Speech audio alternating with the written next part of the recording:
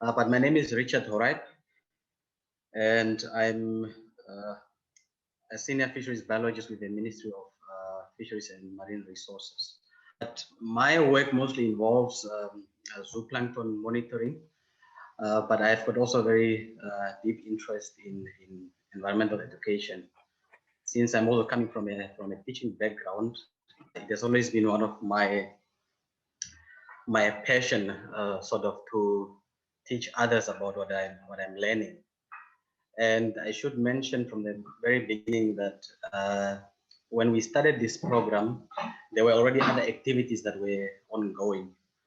But this program came into being after sharing a lot of discussions and ideas with other colleagues, because we felt that most of the activities that we were approaching were on an ad hoc basis. And it was mostly at the request of the schools, or otherwise if there was someone from outside that wanted a presentation. But with this program, we realized that it's better to have a standing program that we have conceptualized, and from with that program we're able to reach more stakeholders, especially the school learners. So that is more or less how this program came about. Some of the activities that I'm going to talk about includes, as part of my keywords, it's the aquarium. My colleague was supposed to actually give a different talk regarding the aquarium, but unfortunately cannot do that. So I'm just going to briefly mention about the aquarium as well. Another key feature that I'm going to also briefly mention is experiential learning, also ocean literacy, then fishing workshops. I will probably talk about that as well. And then also there's another key activity that we have done under the MEEO program, which are the Ocean Literacy for Science Teachers Workshop, which Russell is probably very aware of. It's not a very long presentation, it's mostly pictures, just to give you an idea of some of the activities that we have carried out over the past 5 or 6 years or so. Last week, Victor outlined clearly about Namibians and the ocean. So I'm just going to briefly add on to what he said during his presentation. As I said, I'm going to talk about the aquarium as well a little bit. And what is probably important is I'm going to show you some of the photos or from the cruises that we have been attending. And I think the experience that we have picked up over the years with regards to different cruises and all the wonderful things that we have learned at sea actually led to the formation of the MEEO program. Going back to Victor's presentation, you may have realized that clearly it was clear that Namibia is a little bit different from quite a number of countries. Over the years, I've been chatting to different colleagues just to have an idea of their background and how they came to be at the ocean or to choose a career that's related to the ocean. And some of the words that stood out, for instance, or some of the conclusions that I got from most of the colleagues was that most of our colleagues were not born at the coast. So, and that is the same thing with me. Most of us, we grew up inland. A similar scene like the cows and the wind pumps are a typical feature of Namibian life. Most of us, most of the colleagues had little prior knowledge or experience with the ocean. And many of us only came to know about the ocean in our teenage years or otherwise only in our adulthood. And what also came out very clear was that most of them actually never thought of an ocean-related career. It was something that they stumbled upon, and especially after the 1990s, because I clearly remember the University of Namibia's Ocean Sciences program only came to be, I think, around 1997. And one of the most popular fish is masbanger, which is horse mackerel. And most of our colleagues actually associate masbanger with childhood. And what we also realized was that generally the ocean is very far removed from many of the Namibians. Typically, when we were growing up, the ocean was something that was uh, probably see it on TV, but you never really came to think about it as much as you probably think about land. So the ocean generally, and this applies to many Namibians. Now, when the research institution was built in the early 1990s, obviously, probably with this background, the leaders knew that the aquarium probably has to be part of the research institution to act as a platform for ocean awareness, for research and other entertainment activities. So this was already planned way in 1995. And as you probably see in my presentation, the aquarium is one of the most visited places. I was looking at the visitor numbers from 1995 up until around 2017. And on average, what we are getting is about 55,000 visitors per year. I'm not sure about Russell will probably tell us about the visitor numbers at Two Oceans, but I'm probably sure it's much more higher numbers. But this is a relatively small aquarium compared to many aquariums worldwide. And I was trying to compare this with typical visitor numbers to the Etosha National Park, which is probably one of the most sought after destinations in Namibia. And on average, what I came across was that Etosha gets visited by around 100,000 visitors per year. Now, comparing the aquarium, if we compare those two figures, it becomes very clear that the aquarium is probably one of the most visited places in the country. But somehow, I, with others, realized that the role that the aquarium is supposed to play, it's somehow not appreciated. If you've got visitor numbers like that, then I think the aquarium could play a much bigger role compared to what is currently happening. And it is no wonder that it's one of the most visited places because there are obviously entertainment activities for kids to play around and learn more about different aspects of the Benguela. So school groups are very popular to the aquarium, but currently, or since there is no educational program at the aquarium. In fact, there is no dedicated personnel that's really strictly for educational purposes. So most of the visitors that come to the aquarium, they simply go through the aquarium and they view the animals and the displays at the aquarium, and from there they leave. And many of us during the discussion, especially on these long cruises, realize that we need to do more as researchers at the institute and work together with the aquarium and see how best can we actually impact most of these kids that are coming to the aquarium. Now, on our long cruises with other colleagues, we always had these discussions that what we are seeing at the ocean, especially in the deep ocean, on these cruises, it's so amazing. Many typical Namibians will never be able to see some of these creatures that appear on the screen that are really, it's like, it's a wonder to see them. And typically for many people, they will never be able to see that.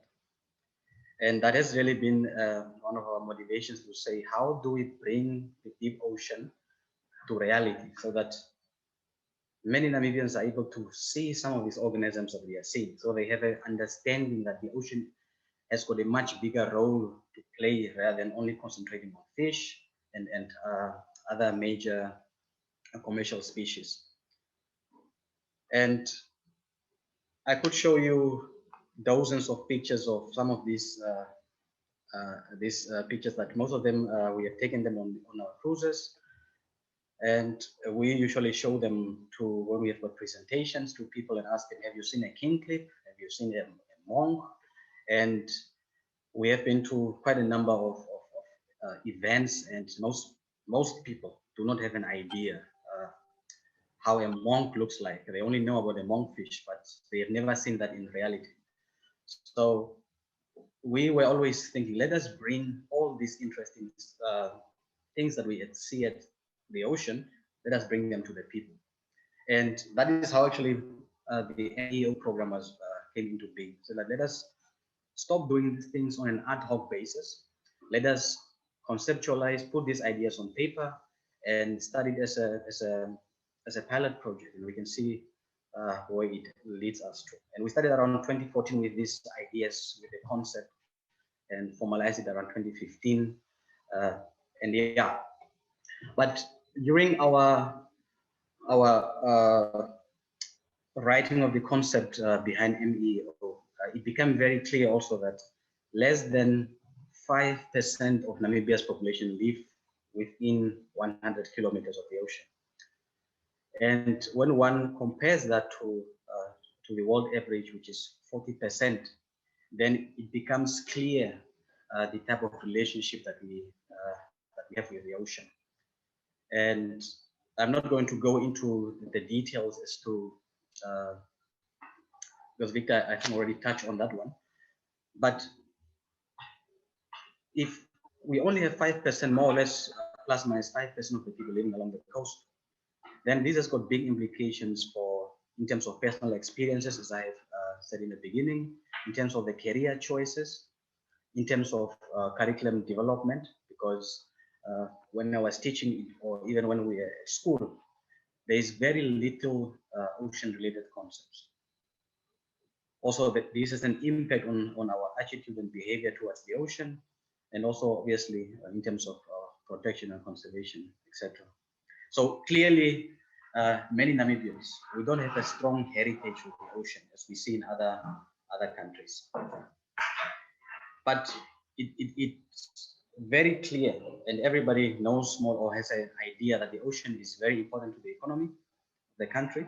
It's one of the most important strategic sectors, I think, not only in terms of the economy, but also the science, and all the other related research that is taking place in the Benguela. It's also very clear that around the world, oceans are facing local and global threats. So the ocean is very important, but also over there, since independence, a lot of people are now moving towards the coast, and obviously there will be other threats like pressure on the coastal resources, also on the ocean as well. So with that background, we designed, with ideas from many colleagues, we designed a program with the main objective of increasing ocean literacy. But the most important idea was that how do we help Namibians to connect with the ocean? And it's best to do that through experiential learning, because most of us did not agree that every now and then we just go give a presentation. It seemed not to be working, or it seemed not to have the effect that we wanted. So the idea was to expose learners to different aspects of the ocean, and also to talk to the school managers, to the the policy makers. How do we bring more ocean science related concepts into the formal schooling system? And I think this could only be driven by us that are working in the field. We have had presentations from the very beginning of this webinar, different aspects of the ocean.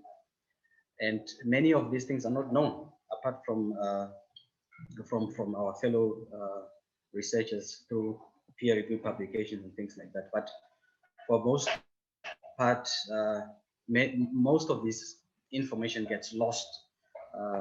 If I can put that, it gets lost in translation. So we define major activities and said, okay, let us look at few thematic areas that we can focus on. And one area that we chose, for instance, was the intertidal safari, because the intertidal zone is easily accessible, and we are able to do a lot of things there. Fishing or angling workshops was another that we identified. Aquarium sleepover was one thing that, one activity that we wanted to do, but somehow because of challenges, logistical and operational, we could not do that. Another one, of course, was the vessel open day, which we have not done. So, and there's a lot of other small various activities that we have done over the years. So I'm just going to touch on some of the major ones that we have carried out under the MEEO program. And the reason why we chose angling workshops was because it's one of those activities that's obviously enjoyable, but we also realize that many kids do not have any experience with that. So we decided, okay, let us make this activity as one of our main activities. Of course, the whole idea has always been to teach them, or teach learners responsible fishing practices. We know there's a lot of uh, in terms of the laws that are being broken. We learn that through the inspectors. Uh, but from an educational perspective, the whole idea was to provide an enjoyable outdoor educational experience. And of course, I can go deep into the reasons why we wanted to have this activity. But beyond our expectation, it was one of the most successful programs as well.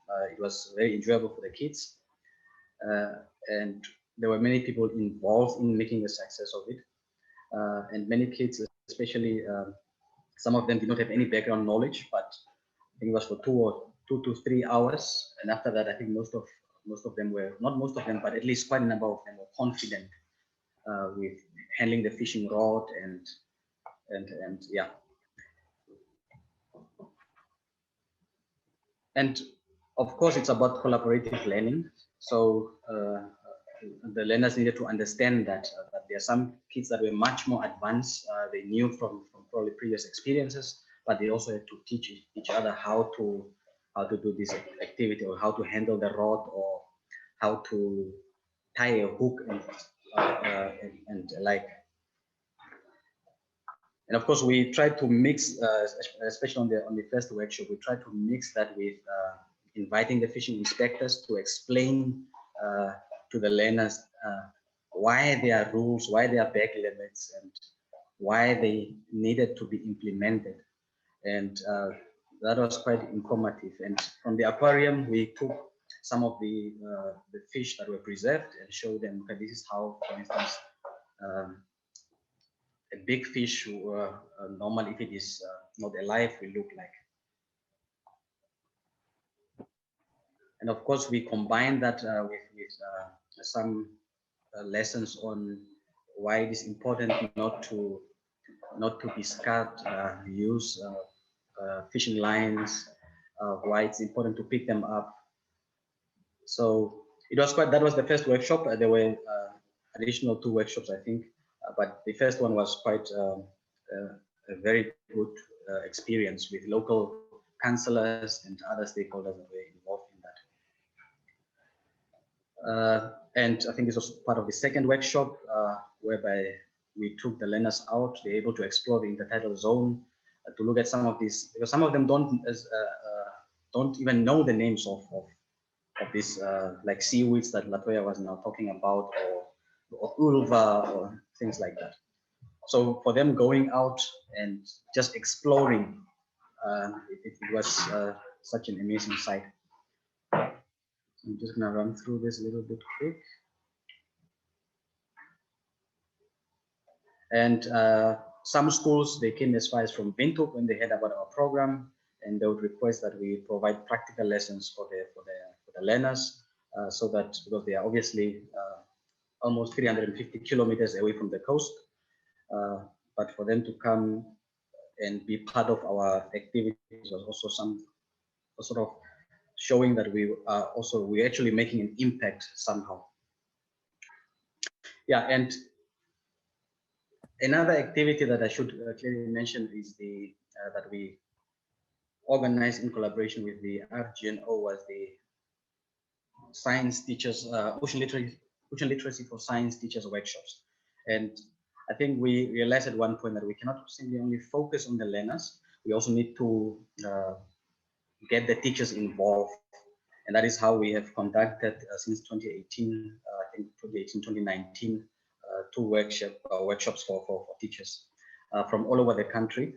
We had almost I think almost from 13 regions or 14 regions, we had almost every region represented. So that was also another very exciting activity that we have organized under the MEEO. And similar to what we do with the learners, the teachers, when they come, they become learners as well. So they go through various activities, hands-on activities in the lab. We also take them to the wet lab, whereby we bring along biodiversity or deep sea marine biodiversity, fish and other, so they're able to identify and make connections with what they are teaching in their classrooms. And this has been one of the activities I think that we also plan to organize in the future. We take them to the intertidal zone. They also explore like the learners. We do a few activities. We take them to the research vessel and also have some activities on board the research vessel. Take them to the oyster farm. Oyster farms, we take them, walk with them along the coast, and also introduce them some of the biodiversity that they would normally not see in the shops, or only see, probably read about them in the books. And over the years, of course, we've also organized various ad hoc activities, from World Oceans Day to beach cleanups to school visits under this program. So I should mention that, of course, all these activities were previously done many years ago, or they were always being done, but more on an ad hoc basis. What MEO program did was to sort of consolidate all the activities in a fully fledged standing program. So that is what MEO did. But all these activities were always being done at the aquarium, also at Nutmeg as well. And following Victor's quote, more or less the same, habitats and species cannot be valued, and that's what is currently happening in our country, that we do not fully understand, especially people that are living away from the coast, that they do not fully understand the value of the habitats that we have and the species. Of course, that is our responsibility, should be to teach them, and hopefully through teaching them, if there are any damaging practices, then at least there will be efforts to preserve this valuable marine ecosystem. With that, I will open the floor for any questions or any discussions. Thank you, Richard. Yes, we will accept questions. I don't see any in the chat, so please just turn on your video and your camera and your microphone and ask the question yourself. Okay. Yeah, colleagues, that's more or less what we try to achieve under the MEEO program, try to teach learners and teachers about the ocean. So there's a lot of other activities that we've done under the program. So, and I hope, I should actually mention that that's how we came in contact with Russell as well, because we thought the Two Oceans Aquarium is doing a lot of activities. So I think we got a mutual contact to invite Russell to come and partner with the aquarium here, so that we can see how best can we collaborate, how can best practices that are out there. So that's how we came in contact with Russell. That's actually the reason why Russell is also going to give a presentation in the next few minutes or so. Well, let me ask a question, Richard. I mean, why did we put this section into this whole seminar program? Because we would like to show how science cannot stop when the scientific results are published. We have to keep going in the direction that we tell people what we did and why we did it, and in a way that they can follow us. And this is a beautiful example. When we started with science, we turned to economy, socio-economy, and now into outreach and education. Now, if you could continue, Richard, what would be your next major step in developing this program any further? Well, the starting point is the aquarium. My take is that this program could be integrated into the aquarium, and at the same time not leave out other activities that we are doing. So that we that are participating in research and cruises could sort of support the activities that is taking place in the aquarium together with the program. So that would be my way of doing it, to integrate it into the aquarium, into the institution as a whole, and then share the results of our research publications within this program. But also, most importantly, I think, how do we engage the education officials? The UN has launched the UN Ocean Decade, and ocean literacy is probably one of the biggest uh, themes that have been identified. How do we ensure that all this research that we are doing does not only end up in the journals without really continuing to do the into the general public, especially the learners, the school system. So that would be my idea. Others may have other ideas, but that would be more or less my take on that. You shifted some of your activity to training teachers, mostly science teachers in schools. Did you get any feedback of how they could translate what they learned into their curriculum? One of the points that, or actually that where we felt to make an impact, was during the teachers workshop, we encouraged the teachers to bring the learners to the coast for them to see the ocean. And it starts with that. And we are so successful that we had at least 3 to 5 teachers that brought their school environmental clubs to the coast. When we had World Oceans Day activities in the past, so we invited the teachers back again with some of the teachers with their learners. And that was actually what we wanted. The first is the learners must come and see the ocean first. And some of the teachers are very active in environmental education, and they are very active at school level, and they are always calling and asking, don't you have good activities for the learners, or how can we work together so that we influence school curriculum or with MEEO. Yeah, so that has been we have a very active network of teachers. Do you get any support from the Department of Education to continue this type of work? Well, they're just waiting for us. They are very open to Russell will probably remember that we had a meeting with the Director of Education for the Arongo region, and she was very receptive to what we wanted to achieve.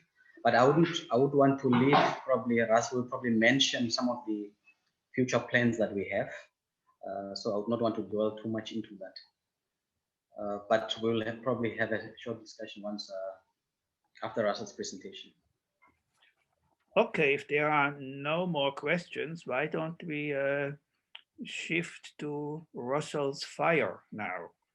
Are you going to introduce him, Richard?